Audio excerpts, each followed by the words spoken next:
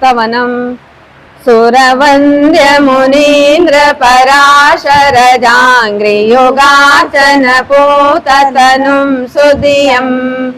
शरणं सकलागहरं सुमुखं सततं प्रणमामि सुधीन्द्रयतिम् शरणागतरक्षण सद्व्रतिनं रघुनाथपदाम्बुजभृङ्गवरम् सुकृतीन्द्रयते करकञ्जभवं सततं प्रणमामि सुधीन्द्रयतिम् प्रणताखिल साधुजनार्तिहरं नरसिंहपदार्चन लब्धवरम्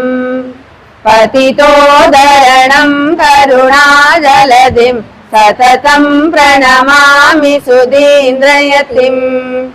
श्रुतिधर्म विरोधि जनानपि यो मृदुभाषणतो हरिभक्तियुतान्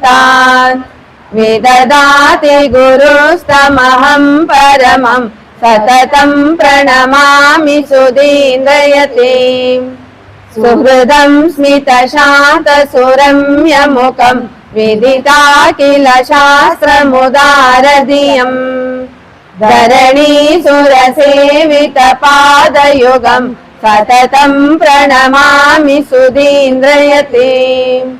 गुरुस्तोत्रमिदं पुण्यं पठतां सकलेष्टदं